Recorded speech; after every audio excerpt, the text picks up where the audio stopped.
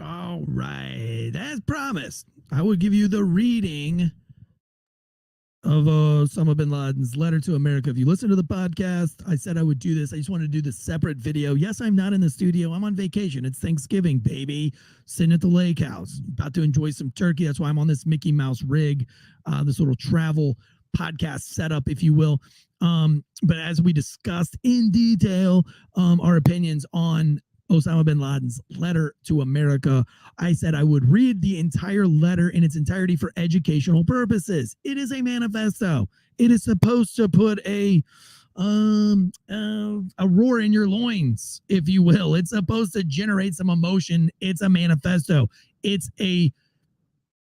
He is trying to elicit emotions out of you. So it is an emotional letter to America. You have to listen to it in its entirety. You have to listen to it in its totality to be able to form a good opinion on what it's written. I don't agree with them taking it down from TikTok. I don't agree with them taking it down from The Guardian. I don't agree. It had been at The Guardian. It had been on, it had been open source, open to the public since 2002.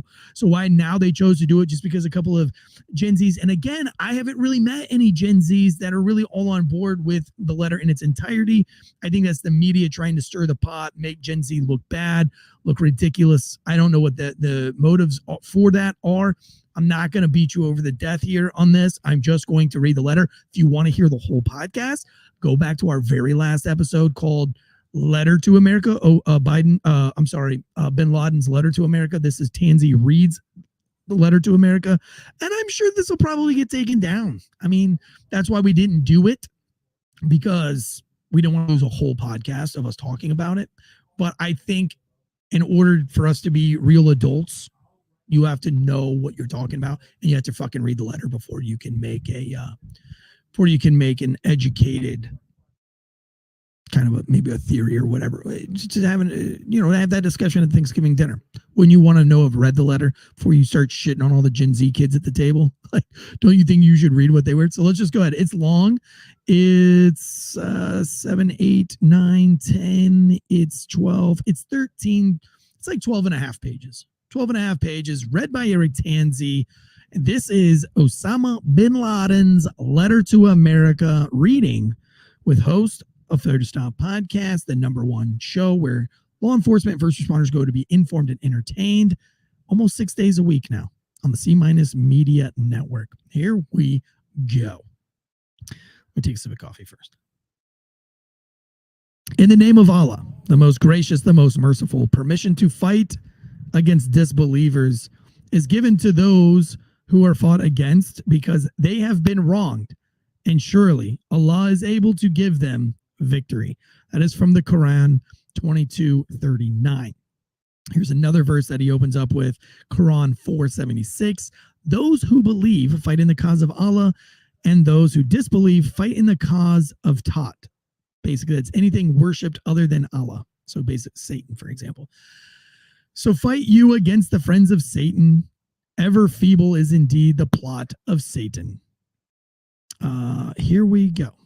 While seeking Allah's hope, we form our reply based on 2 questions directed at the Americans. Question number 1, why are we fighting and opposing you? Question number 2, what are we calling you to? And what do we want from you? As for the first question, why are we fighting and opposing you? The answer is very simple. Because you attacked us and continue to attack us. You attacked us in Palestine. Remember, guys, this was written pre-2002. So this has nothing to do with what's going on now. Although it's a little bit Nostradamus-y, but this was written in before 2002. You attacked us in Palestine.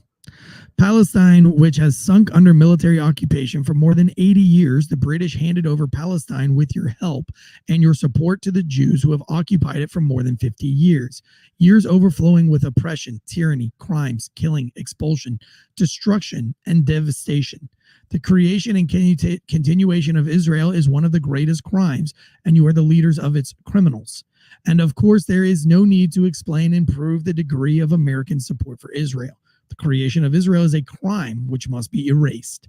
Each and every person whose hands have become polluted in the contribution towards this crime must pay its price and pay for it heavily.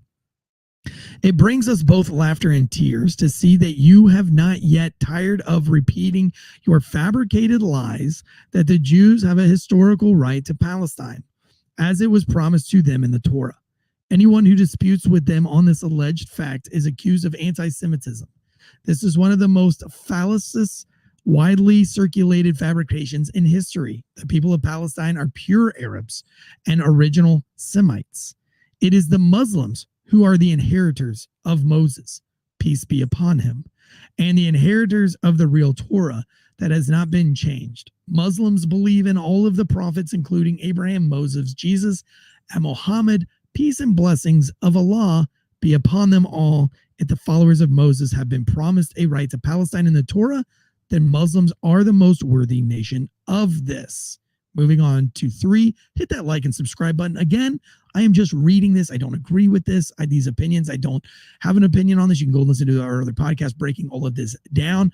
I'm simply reading you a letter that for whatever reason in 2023, 20 years later, we've decided that nobody should be able to see this manifesto. That's weird. Let's just read the manifesto and you can decipher it for yourself. When the Muslims conquered Palestine and drove out the Romans, Palestine and Jerusalem returned to Islam, the religion of all the prophets, peace be upon them. Therefore, the call to historical right to Palestine cannot be raised against the Islamic Ummah that believes in all the prophets of Allah, and we make no distinction between them. Here we go. The blood pouring out of Palestine must be equally revenged. You must know that the Palestinians do not cry alone. Their women are not widowed alone. Their sons are not orphaned alone. You attacked us in Somalia. You supported the Russian atrocities against us in Chechnya, the Indian oppression against Kashmir, and the Jewish aggression against us in Lebanon. Under your supervision, consent, and orders, the governments of our countries, which act as your agents, attack us on a daily basis. These governments prevent our people from establishing the Islamic Sharia law using violence and lies to do so. Actually, it just says the Islamic Sharia. These governments give us a taste of humiliation and places us in a large prison of fear and subdual. These governments steal our Ummah's wealth and sell them to you at a paltry price. These governments have surrendered to the Jews and handed them most of Palestine according to the existence of their state over the dismembered limbs of their own people. The removal of these governments is an obligation upon us and necessary to step to free Ummah, to make Sharia the supreme law, and to reign Palestine. And our fight against these governments is not separate from our fight against you. I think it's also to point at this note as you're getting riled up and you're like, well, he's got some points here. Sharia law is extremely oppressive. Don't forget that. We continue. You steal our wealth and oil at paltry prices because of you, international influence, and military threats. This theft is indeed the biggest theft ever witnessed by mankind in the history of the world. Your forces occupy our countries. You spread your military bases throughout them. You corrupt our lands and you besiege our sanctities to protect the security of the Jews and to ensure the continuity of your pillage of our treasures.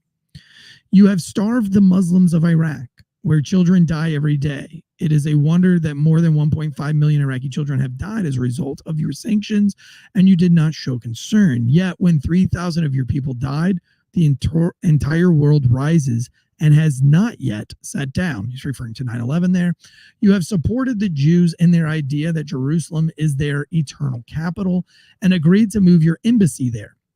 With your help, under your protection, the Israelis are planning to destroy the Al-Aqsa Mosque. Under the protection of your weapons, Sharon entered the Al-Aqsa Mosque to pollute it as a preparation to capture and destroy it. These tragedies and calamities are only a few examples of your oppression and aggression against us. It is commanded by our religion and intellect that the oppressed have a right to return the aggression. Do not wait anything from us but jihad, resistance, and revenge? Is it in any way rational to accept that after America has attacked us for more than half a century, that we will leave her to live in security and peace? You may then dispute that all the above does not justify aggression against civilians for crimes they did not commit and offenses in which they did not partake. This argument contradicts your continuous repetition that America is the land of freedom and its leaders in this world. Therefore, the American people are the ones who choose their government by way of their own free will, a choice which stems from their agreement to its policies. Thus, the American people have chosen consented to and affirmed that their support for the Israeli oppression of the Palestinians, the occupation and usurpation of their land, and in its continuous killing, torture, punishment, and expulsion of the Palestinians, the American people have the ability and choice to refuse the policies of their government and even change it if they want. Now, it continues, and we're going to continue, but I'd like to break there. This is what I think has all these TikTok Gen Zers enraged, because it's exactly what we're saying right now with the Palestinians. They didn't vote for this. They voted for this, and therefore we should be able to kill them. However, that was 20 years ago, bin Laden's take when he killed civilians in New York. He's saying, you guys voted for it, and you guys have the ability to change it, but you don't. It goes on. The American people are the ones who pay the taxes which fund the planes that bomb us in Afghanistan, the tanks that strike and destroy our homes in Palestine, the armies which occupy our lands in the Arabian Gulf, and the fleets which ensure the blockade of Iraq. These tax dollars are given to Israel for it to continue to attack us and penetrate our land. So the American people are the ones who fund the attack against us, and they are the ones who oversee the expenditure of these monies in which they wish through their elected candidates. Also, the American army is part of the American people. It is the very same people who are sheepishly helping the Jews fight against us. The American people are the ones who employ both their men and their women in the American forces which attack us. This is why the American people cannot be innocent of all the crimes committed by the Americans and Jews against us. Allah the Almighty legislated the permission and the option to take revenge. Thus, if we are attacked, then we have the right to attack back. Whoever has destroyed our villages and towns, then we have the right to destroy their villages and towns. Whoever has stolen our wealth and has the right to destroy their economy, and whoever has killed our civilians, then we have the right to kill theirs. The American government and press still refuse to answer the question, why did they attack us in New York and in Washington? If Sharon is a man of peace in the eyes of Bush, then we are also men of peace. America does not understand the language of manners and principles, so we are addressing it using a language it does understand. As for the second question that we want to answer, what are we calling you to, and what do we want from you? The first thing that we are calling you is to Islam, the religion of the unification of God, of freedom from association partners with him, and rejection of this, of complete love of him, the exalted of complete submission to his laws, and the discarding of all other opinions, orders, theories, and religions which contradict with religion he sent down to his prophet Muhammad, peace be upon him. Islam is the religion of all prophets and makes no distinction between them, peace be upon all of them. Now, here's where I think if we just kept reading, you all would be like, oh, so you're talking about us being oppression, but we can only live under one God, under one law, under one rule, and that is the rule of Islam. Oh, makes perfect sense. That's why I say if we put the whole thing into context, I think the Gen Zs would be like, well, that doesn't sound cool either. Let's continue reading. It is to this religion that we call you, the seal of all previous religions.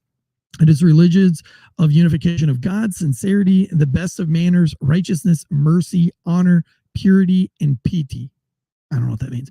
It is the religion of showing kindness to others, establishing justice between them, granting them their rights, and defending the oppressed and the persecuted. Like women, maybe. It is the religion of enjoining the good and forbidding of evil with the hand, tongue, and heart. Is the religion of jihad in the way of Allah, so that Allah's word and religion reign supreme. And it is the religion of unity and agreement on obedience to Allah and total equality between all people without regarding of their color, sex, or language. It is the religion whose book, the Quran, will remain preserved and unchanged after other divine books and messages have been changed. The Quran is the miracle until the day of judgment. Allah has challenged anyone to bring a book like the Quran or even 10 verses like it. The second thing we call you to is to stop your oppression, lies, immorality, and debauchery that has spread among you. We call you to be people of manners, principles, honor, purity, to reject immoral acts of fornication, homosexuality, intoxicants, gambling, and trading with interests. We call you to all of this that you may be freed from that which you have become caught up in, that you may be free from deceptive lies, that you are a great nation, and that your leaders spread amongst you to conceal from you the despicable state to which you have reached. It's saddening to tell you that you are the worst civilization witnessed by the history of mankind. You are the nation who, rather than ruling by Sharia of Allah in its constitution and laws, choose to invent your own laws as you will and desire. You separate religion from your policies, contradicting the pure nature which affirms absolute authority to the Lord and your Creator. You flee from the embarrassing question posed to you: how is it possible for Allah the Almighty to create His creation, grant them power over all of the creatures and the land, grant them all the amenities of life, and deny them which they are most in need of, knowledge of laws which govern their lives? You are the nation that permits usury, which has been forbidden by all of the religions. Yet you build your economy and investments on usury. As a result of this, it is all different forms and guises.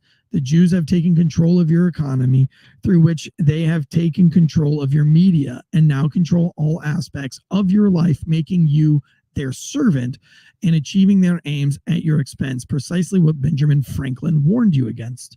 It's interesting that he brought up Benjamin Franklin. You are a nation that permits the production, trading, and usage of intoxicants. You also permit drugs, only forbid the trade of them, even though your nation is the largest consumer of them. You're a nation that permits acts of immorality, and you consider them to be pillars of personal freedom. You have continued to sink down this abyss from the level to level until incest has spread among you, in the face of which neither your sense of honor nor your laws object. Who can forget your President Clinton's immoral acts committed in the Oval Office? After that, you did not even bring him to account, other than he made a mistake, after which everything passed with no punishment. Is there a worse kind of event for which your name will go down in history and remembered by nations? Man, that's crazy that that's how they feel about the Clinton administration. You are a nation that permits gambling in all of its forms. The companies practice this as well, resulting in the investments becoming active and the criminals becoming very rich. You are a nation that exploits women like consumer products or advertising tools, calling upon customers to purchase them. You use women to serve passengers, visitors, and strangers to increase your profit margins. You then rant that you support the liberation of women. You're a nation that practices a trade of sex in all of its forms, directly and indirectly. Giant corporations and establishments are established on this. Under the name of art, entertainment, tourism, freedom, and other deceptive names, you attribute to it. And because of all this, you have been described in history as a nation that spreads diseases that were unknown to man in the past. Go ahead and boast to the nations of man that you brought them AIDS as a satanic American invention. You have destroyed nature with your industrial waste and gases more than any other nation in history. Despite this, you refuse to sign the Kyoto Agreement so that you can secure the profit of your greedy companies and industries.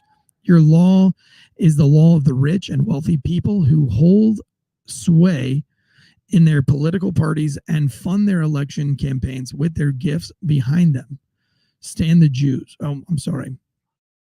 Behind them stand the Jews who control your policies, media, and economy. That which you are singled out for in the history of mankind is that you have used your force to destroy mankind more than any other nation in history. Not to defend principles and values, but to hasten to secure your interests and profits. You who dropped a nuclear bomb on Japan, even though Japan was ready to negotiate and end the war, how many acts of oppression, tyranny, and injustice have you carried out? O colors of freedom, let us not forget one of your major characteristics, your duality in both manners and values, your hypocrisy in manners and principles. All manners, principles, and values have two scales, one for you and one for the others. The freedom and democracy that you call to is for yourselves and for white race only. As for the rest of the world, you impose upon them your monstrous destructive policies and governments, which you call the American friends. Yet you prevent them from establishing democracies. When the Islamic Party in Algeria wanted to practice democracy and they won the election, you unleashed your agents in the Algerian army unto them, and to attack them with tanks, guns, to imprison them, and to torture them. A new lesson from the American Book of Democracy. Your policy on prohibiting and forcibly removing weapons of mass destruction to ensure world peace, it only applies to those countries which you do not permit to possess such weapons. As for the countries you consent to, such as Israel, then they are allowed to keep and use such weapons to defend their security. Anyone else who you suspect might be manufacturing or keeping these kinds of weapons, you call them criminals and you take military action against them. You are the last ones to respect the resolutions and policies of international law, yet you claim to want to selectively punish anyone else who does the same. Israel has for more than 50 years been pushing UN resolutions and rules against the rules against the wall with the full support of America. As for the war criminals which you censure and form criminal accords for, you shamelessly ask that your own are granted immunity. However, history will not forget the war crimes that you committed against the Muslims and the rest of the world. Those you have killed in Japan, Afghanistan, Somalia, Lebanon, and Iraq will remain a shame that you will never be able to escape. It will suffice to remind you of your latest war crimes in Afghanistan, on which you densely populated innocent civilian villages were destroyed. Bombs were dropped on mosques, causing roof of the mosque to come crashing down on the heads of the Muslims praying inside. You are the ones who broke the agreement with the Mujahideen when they left Kunduz, bombing them in Yangi fort and killing more than 1,000 of your prisoners through suffocation and thirst. Allah alone knows how many people have died by torture at the hands of you and your agents. Your planes remain in the Afghan skies, looking for anyone remotely suspicious. You have claimed to be the vanguards of human rights, and your ministries of foreign affairs issues annual reports containing statistics of those countries that violate any human rights. However, all of these things vanished when the Mujahideen hit you, and you then implemented these methods of the same documented governments that used to curse. In America, you captured thousands of Muslims and Arabs, took them into custody with neither reason, court, trial, nor even disclosing their names. You issued newer, harsher laws. We're almost done. What happens in Guantanamo is a historical embarrassment to America and its values. It screams into your faces, you hypocrites. What is the value of your signature on any agreement or treaty? What we call you to, thirdly, is to take an honest stance with yourself, and I doubt you will do so, to discover that you are a nation without principles or manners, and that your values and principles to you are something which you merely demand from others, not to which you yourself must adhere to. We also advise you to stop supporting Israel and to end your support of the Indians in Kashmir, the Russians against the Chechens, and also to cease supporting the Manila government against the Muslims in southern Philippines. We also advise you to pack your luggage and get out of our lands. We desire for your goodness, guidance, and righteousness. So do not force us to send you back as cargo in coffins. Sixthly, we call upon you to end your support of the corrupt leaders in our countries. Do not interfere in our politics and method of education. Leave us alone, or else expect us in New York and in Washington. We also call you to deal with us and interact with us on the basis of mutual interest and benefits, rather than policies of subdual, theft, occupation, and not to continue your policy of supporting the Jews, because this will result in more disasters for you. If you fail to respond to all these conditions, then prepare for a fight with the Islamic nation, the nation of monotheism, that puts the complete trust on Allah and fears none other than him, the nation which is addressed by its Quran with the words, "Do you fear them? Allah has more right." That you should fear him if you are believers. Fight against them so that Allah will punish them by your answers to the last page, and disgrace them and give victory over them, and heal the breast of believing people and remove the anger of their believers' hearts. Allah accepts the repentance of whom he wills. Allah is all-knowing and all-wise. the nation of honor and respect. But honor, power, and glory belong to Allah and to his messenger. It's another verse, another verse. The nation of martyrdom, the nation that desires death more than you desire life. Think not of those who are killed in the way of Allah as dead. Nay, okay, so the rest of it is just as verses. Let me skip down to where there are no more verses. This is the last paragraph. The Islamic nation that was able to dismiss and destroy the previous evil empire like yourself, the nation that rejects your attacks, wishes to remove your evils, and is prepared to fight you. You are well aware that the Islamic nation from the very core of its soul despises your haughtiness and your arrogance. If the Americans refuse to listen to our advice and the goodness, guidance, and righteousness that we called them to, then be aware that you will lose this crusade Bush has began. Just like the other previous crusades in which you were humiliated by the hands of the Mujahideen, fleeing to your home and great silence and disgrace. If the Americans do not respond, then their fate will be that of the Soviets who fled from Afghanistan to deal with their military defeat, political breakup, ideological downfall, and economic bankruptcy. This is our message to the Americans as an answer to theirs. Do they now know why they fight them when over which form of arrogance, by the permission of Allah, we shall be victorious? So there you go. There is the whole thing. I read that all to say they really want to get rid of us so that they can have their own Sharia law. A lot of things that they say, probably hits hard, probably more or less guilty of some of those things. But at the end of the day, Sharia law, I've seen it with my own eyes. I've seen how the Taliban treats people. So I'm not a fan of it. I don't think their intentions are good at all. And I don't think that using religion as a scapegoat, I guess you would say, using religion to kind of justify your slavery of people. I've seen the way that the Taliban treats women. I'm telling you right now, you'd rather be a Hooters waitress than wearing a burqa when it's 115 degrees outside. I don't know. But there you go. That's Tansey reads a letter to America.